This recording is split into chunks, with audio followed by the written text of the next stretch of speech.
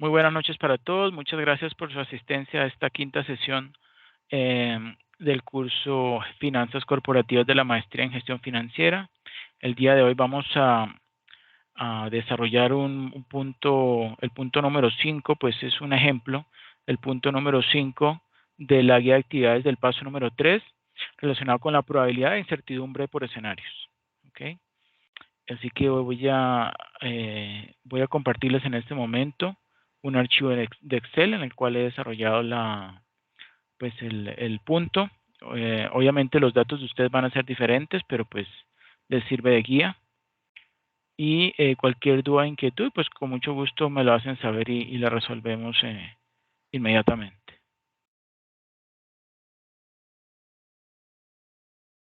Listo. Por favor, me confirman si están observando allí Excel.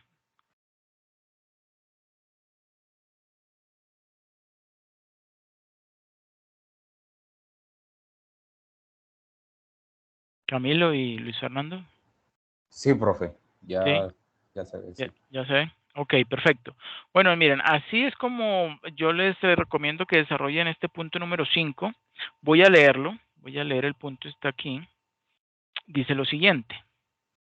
Punto número 5. Punto número 5.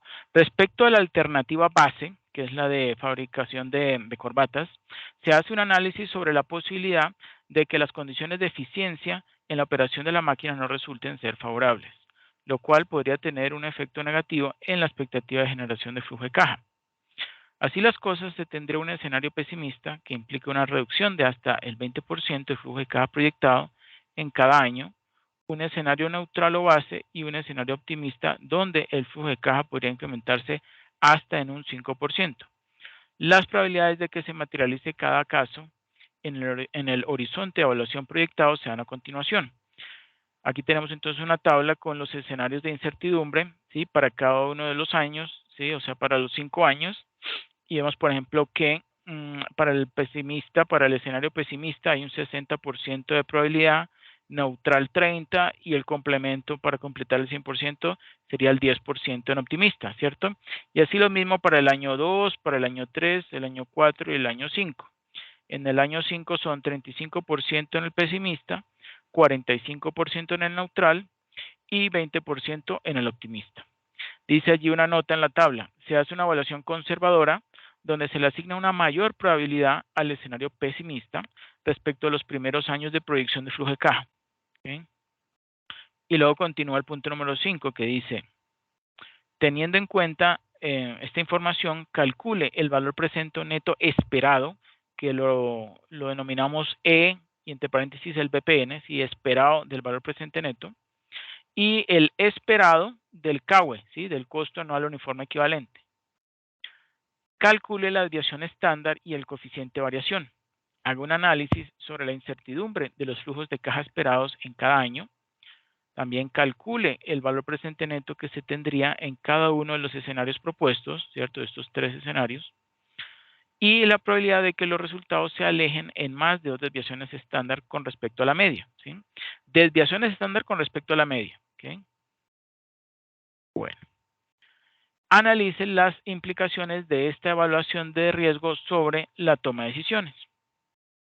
Entonces, venimos aquí a, a esta hoja, donde ¿qué es lo primero que yo recomiendo que hagan? Pues que tomen estos datos, ¿sí? Y los, los registren aquí en la hoja de Excel, tal cual como lo he hecho yo, ¿cierto? Cada uno de los años y cada una de estas probabilidades de incertidumbre o digamos de realización, ¿cierto? Él los llama probabilidades de materialización de cada uno de estos 3 escenarios, ¿sí? De ocurrencia, podríamos denominarlo. Son probabilidades de ocurrencia en lugar de incertidumbre, ¿cierto? Por escenarios. Entonces, tomamos allí todos esos porcentajes, ¿cierto? Podemos comprobar, bueno, podríamos comprobar a mano derecha que suman 100%, pero pues a simple vista se puede verificar que así es. Bueno, luego, ¿qué registramos? Pues los flujos de caja incremental, ¿cierto? Que son estos que tenemos acá. ¿cuál hemos tomado? Pues hemos tomado los que son, digamos, los de las corbatas, ¿cierto? Los, los que nos han señalado, digamos, por defecto y que tenemos valores, entonces tomamos esos, ¿cierto? Los de las corbatas, proyecto base corbatas, incluso aquí en la barra de fórmulas, pues se puede observar que esos son los datos que se toman, ¿cierto? Porque esos no tienen ninguna variación, ¿sí? Simplemente pues los referenciamos acá, ¿sí? Luego viene la siguiente, ahí sí viene una formulación y es el flujo de caja multiplicado por la variación, ¿sí? Para el escenario pesimista, ¿cierto? ¿Qué hemos hecho? Pues como dice allí el planteamiento del ejercicio que ya leí, pues se reduce en un 20%, ¿cierto? Ese flujo de caja incremental. Entonces, pues tomamos el valor de la celda, en este caso F4, que contiene el valor del flujo de caja incremental, ¿cierto? Y lo multiplicamos por uno más el valor de esta celda. Esta celda lo hemos fijado en menos 20%. Es decir, estaremos multiplicando por el 80%, ¿cierto? O sea que va a ser un valor inferior. Este con respecto al flujo de caja incremental, ¿cierto? Y teniendo ya esta fórmula, habiendo señalado obviamente que esto es una celda, una variable fija, ¿sí? Con F4, pues simplemente lo arrastramos, ¿sí? Lo arrastramos aquí hasta el final, ¿sí? Y obtenemos los valores entonces del flujo de caja incremental, dado esa probabilidad de ocurrencia con un escenario pesimista. Para el neutral, pues no hacemos ningún cambio. Miren que estos valores pues son idénticos a estos. Y para el optimista dice que hay un incremento del 5%, pues muy similar al anterior, simplemente que ahora multiplicamos por uno más ese 5% de incremento, ¿sí? Lo fijamos en la celda, en este caso es la C12, con F4, le damos doble clic y obtenemos entonces esos valores de flujo de caja incremental bajo un escenario optimista. Ya teniendo entonces estos flujos de caja incremental para cada uno de los escenarios, entonces procedemos a calcular el flujo de caja incremental esperado, ¿sí? ¿Y cómo hacemos? Pues simplemente multiplicamos por las probabilidades. ¿Qué quiere decir eso?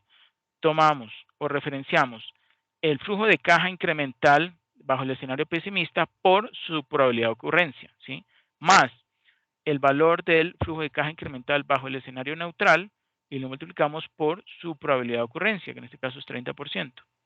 Y lo mismo luego sumamos el flujo de caja incremental del escenario optimista y lo multiplicamos por su probabilidad de ocurrencia, que en este caso es 10%, ¿sí? Es decir, es una suma ponderada, ¿sí? Y eso nos daría el flujo de caja esperado para cada uno de los años, ¿cierto? Y lo podemos observar. Luego, ahora descontamos esos flujos de caja esperado. ¿Y cómo hacemos? Pues sencillo. El flujo de caja incremental esperado lo dividimos, ¿sí?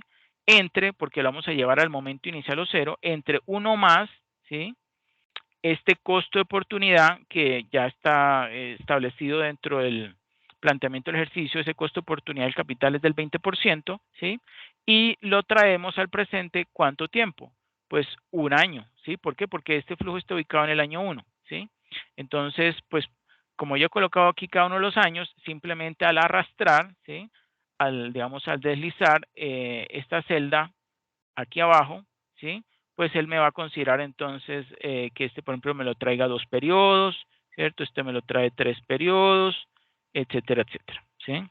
Ya entonces tengo esos flujos de caja descontados que estarían ubicados temporalmente en el momento inicial o cero, ¿ok? Es decir, bueno, no agregué el año cero, pero estarían como en esta posición si pudiéramos representarlo allí, ¿cierto?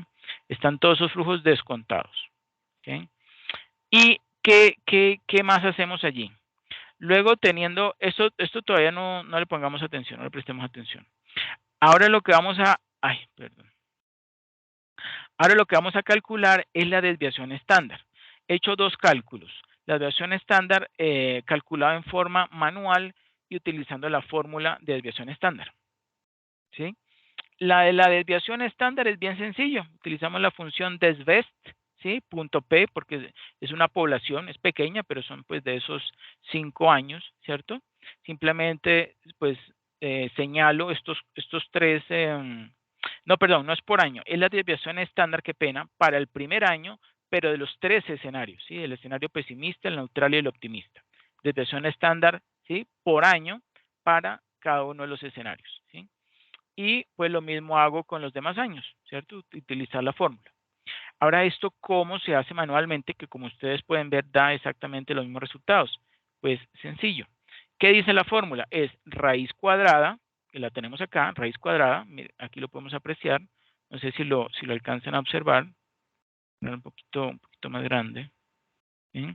Es raíz cuadrada de, entre paréntesis, los flujos de cajas incrementales menos el promedio del flujo de caja incremental elevado al cuadrado y todo ello dividido entre n, ¿sí? Que n sería 5, ¿no? La cantidad de datos que hay. Entonces, nada, aplicamos esa fórmula raíz. Vemos allí entonces que en este caso sería el del año 1, perdón, el del escenario pesimista menos el promedio, ¿sí? ¿Cuál es el promedio? El promedio es este que yo he calculado aquí. A ver, se los muestro. ¿Sí? Este es el promedio del flujo de caja 1. Este es el del 2, el del 3, el del 4 y el del 5. Si quieren, me devuelvo aquí para ver esta fórmula. Esta fórmula es simplemente el promedio, ¿sí? El promedio, como podemos observar allí, para el primer año de los tres escenarios, ¿sí? Ahí tenemos el promedio para cada uno de los 5 años. Entonces aplicamos nuevamente la fórmula. Es el valor de este flujo de caja incremental bajo el escenario pesimista menos su promedio, ¿sí? Para el año 1. Esto elevado al cuadrado más el valor del flujo de caja incremental bajo el escenario o bajo el escenario neutral menos su promedio, ¿ah? Elevado al cuadrado, y lo mismo para el tercer escenario, que es el optimista menos el promedio, eso elevado al cuadrado, y todo ello dividido, perdón, no es dividido entre 5, es dividido entre 3 porque son 3 datos, ¿no? 3 escenarios, ¿sí? Y miren que nos da exactamente igual a el resultado de la fórmula, ¿ok? Para cada uno de los 5 años. Y luego, entonces calculamos la varianza. Recuerden que la varianza es la desviación estándar elevado al cuadrado. Pues simplemente tomamos ese valor de la desviación estándar y lo elevamos al cuadrado, ¿sí? Y ahí tenemos entonces la varianza para cada uno de los años. Y luego tenemos el cálculo de la varianza, ¿sí? De los flujos de caja descontados. Ojo, descontados. ¿Qué hemos hecho? Pues sencillo, si ya tenemos la varianza, ¿sí? De cada uno de estos escenarios para el primer año, pues entonces lo que hacemos es descontarlo. ¿Y cómo lo descontamos? Entonces lo dividimos, ese valor de la varianza, ¿sí? Entre uno más, en este caso, la tasa que vamos a utilizar de descuento es este mismo costo oportunidad del capital, que es del 20%, y lo elevo a la 2 por la cantidad de periodos, en este caso de años, ¿sí?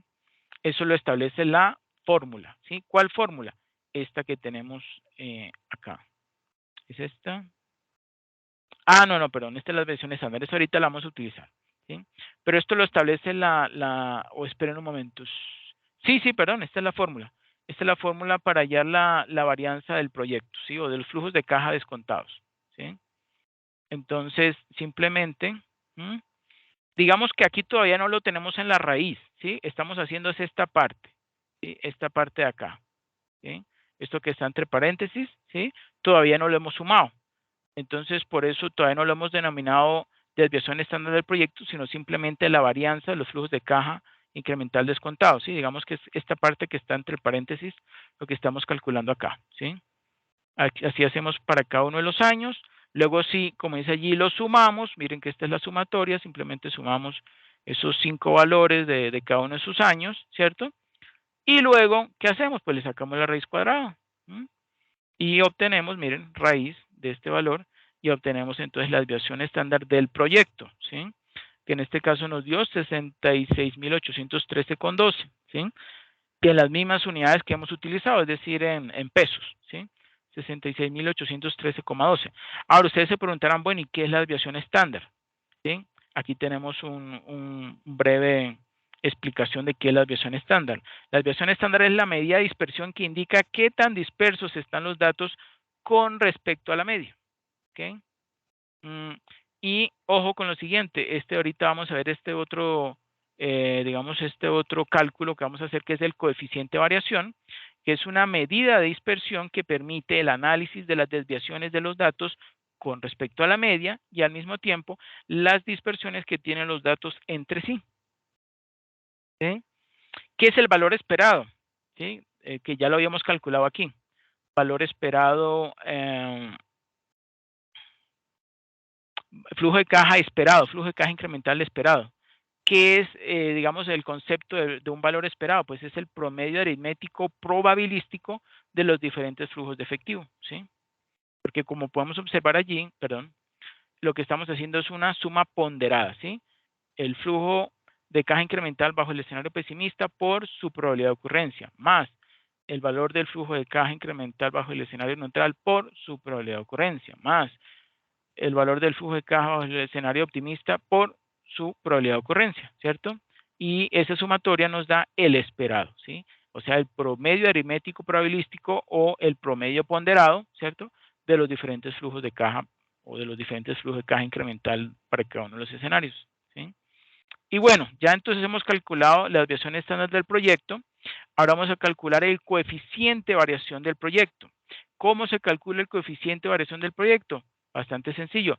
Simplemente a la desviación estándar del proyecto, ¿sí? Lo dividimos entre el valor esperado del valor presente neto.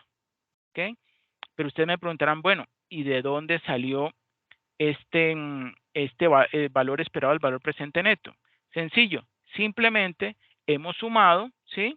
Los flujos de caja descontados, ¿sí? Todos los flujos de caja descontados se encuentran en el momento inicial o cero, ¿sí? Entonces, por eso los podemos sumar y esa sumatoria nos da el valor promedio, el valor esperado del valor presente neto, ¿sí?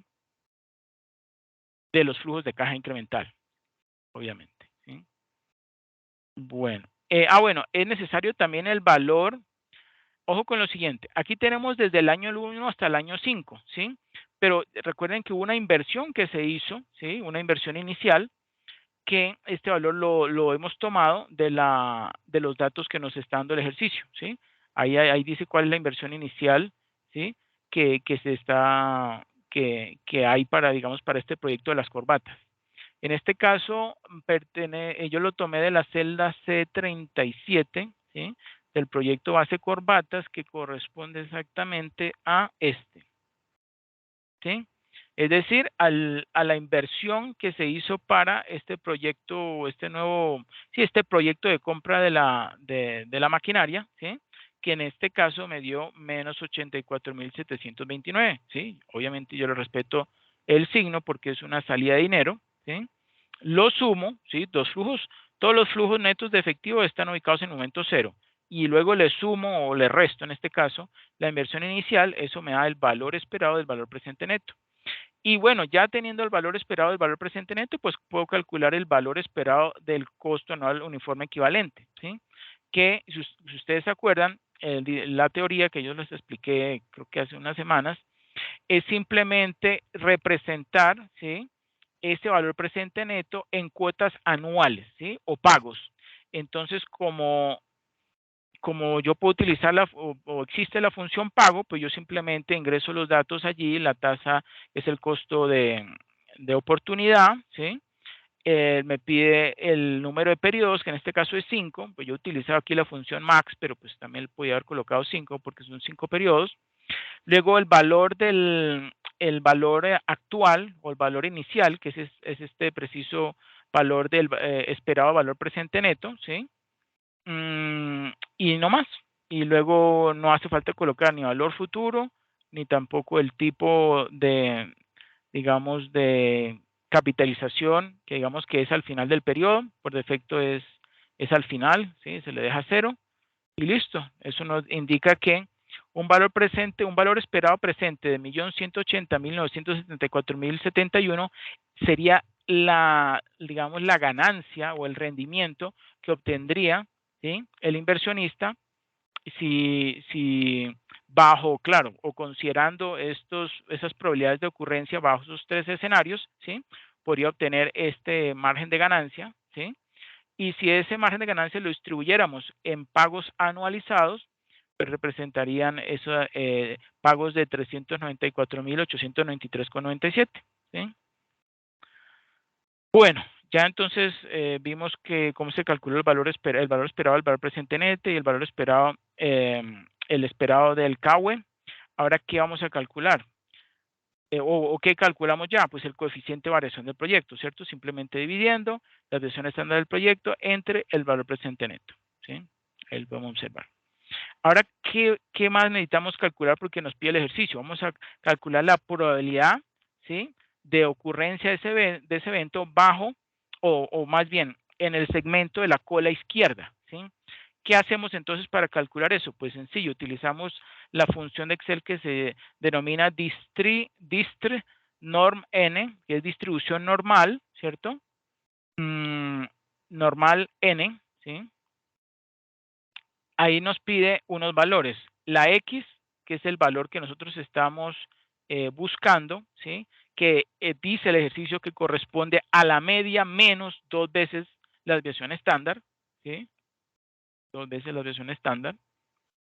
Esta es la desviación estándar, ¿sí? Por 2, ¿sí? O sea, 1.180.934,71 menos 2 por 66.813,12, ¿sí? Eso lo tomamos como el valor X, que es lo que estamos buscando. Luego nos pide la media, pues ya tenemos la media, es el mismo valor esperado del valor presente neto, ¿sí? La desviación estándar, pues ya lo calculamos también del proyecto, obviamente, ¿sí? 66.813. Y luego nos dice que si lo queremos en forma acumulada, le colocamos que verdadero, ¿sí? Y listo, eso nos da una probabilidad del 2,28%, ¿sí? De que se ubique, ¿sí? En, digamos, considerando solamente la cola izquierda, ¿sí? La cola izquierda. Y si consideráramos el complemento, o sea, 1 menos ese 2,28%, ¿sí?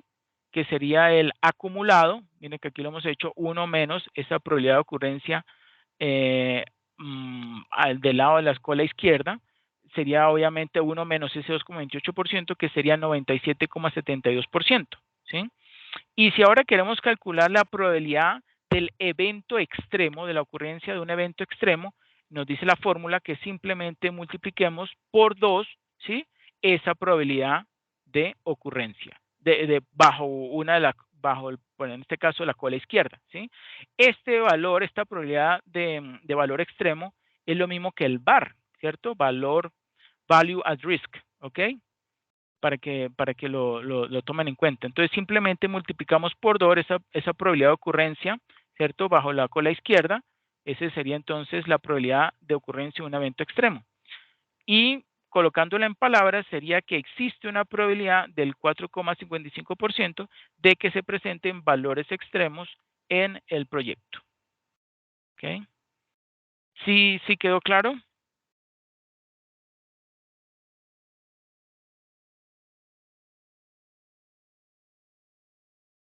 Sí, profe. Ok. Y bueno, miren aquí algo importante ahí que yo les señalo, que es que las medidas de dispersión permiten hacer análisis más precisos sobre el comportamiento de los datos cercanos a la media, y entre ellas encontramos la varianza, la desviación estándar, el coeficiente de variación, ¿cierto? Que se encargan de medir el grado de dispersión de los valores de la variable, es decir, debemos considerar en qué medida o grado los datos difieren entre sí. ¿Okay? Y bueno, pues eso sería entonces los pasos que ustedes tienen que desarrollar, obviamente con sus datos, para poder desarrollar este quinto punto. ¿Sí?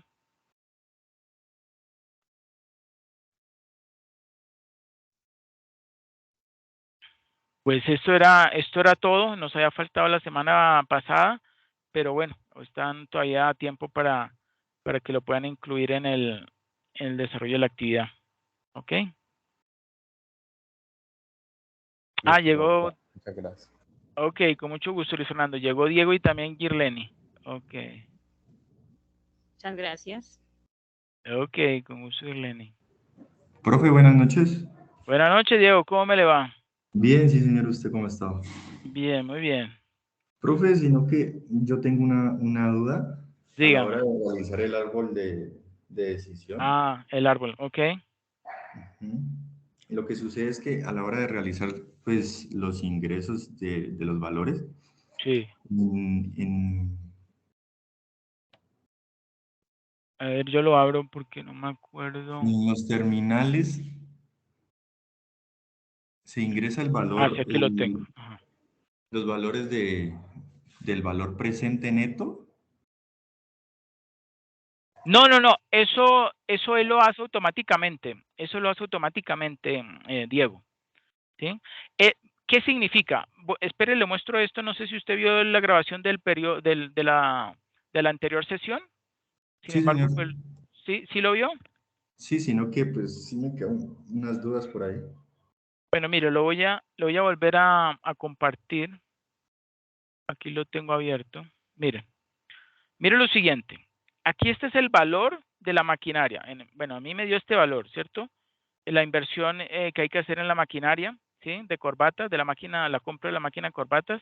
En mi caso me dio 515,743, ¿cierto? ¿Qué ocurre?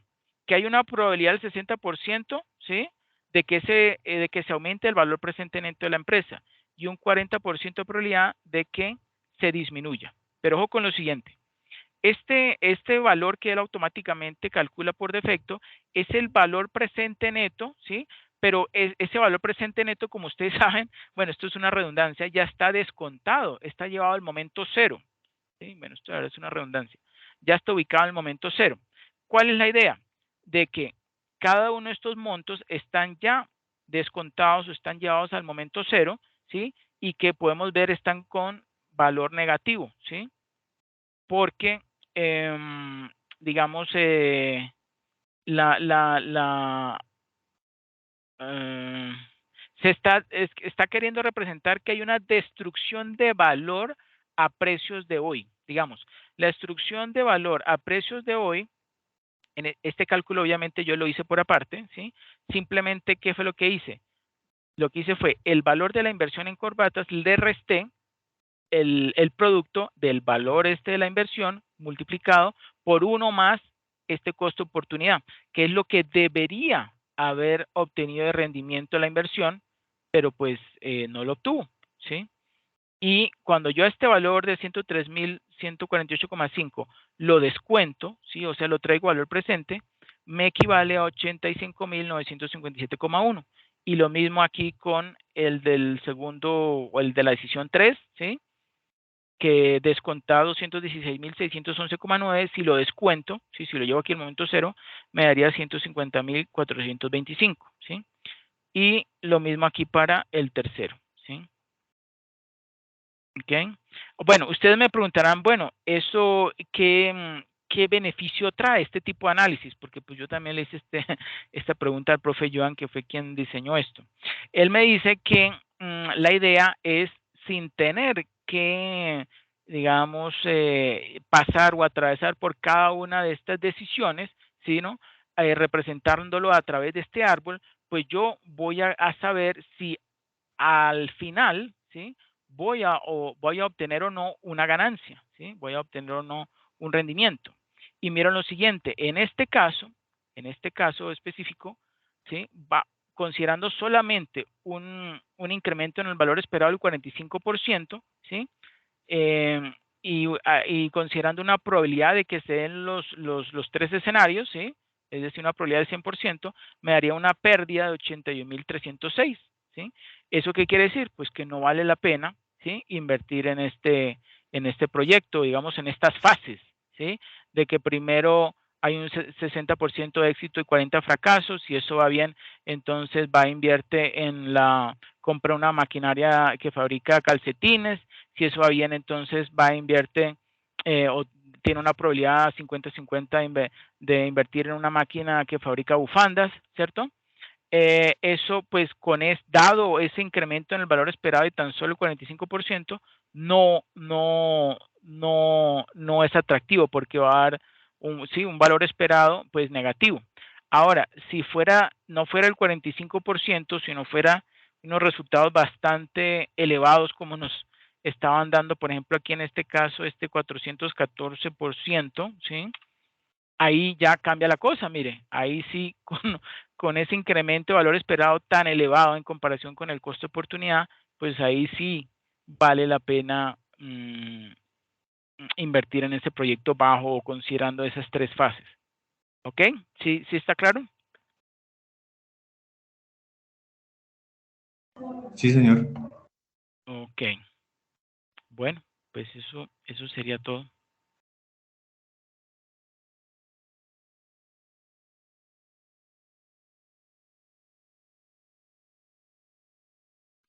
Muchas gracias, profe.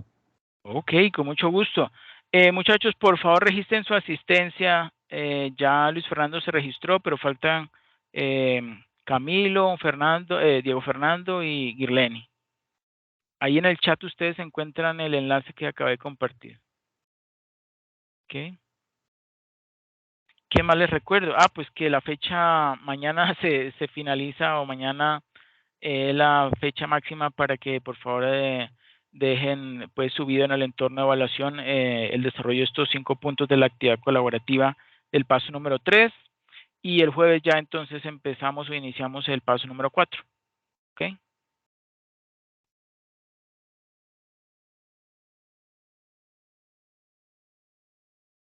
Profe, ¿usted me puede compartir ¿El enlace? el enlace? Sí, señor. ¿Qué por WhatsApp? Sí, ¿O ahí lo porque aquí puede? ¿No? no me aparece. ¿No le abre? Sí, señor. Bueno, ok, yo se lo comparto. Pero se lo comparto de una vez. Profe, ¿la grabación de esta sesión usted la comparte ahora o ya mañana? Sí, yo lo comparto hoy. Recuerde que está siempre en el foro de noticias, ¿no? Ustedes conocen que está en el foro de noticias, ¿no? Sí, señor. Ok. Profe, Sí, no, todavía no acaba la grabación. Ahorita después de grabación le puedo preguntar algo. claro, sí, señor. Bueno, que pasen entonces una feliz noche. Hasta luego, profe, gracias.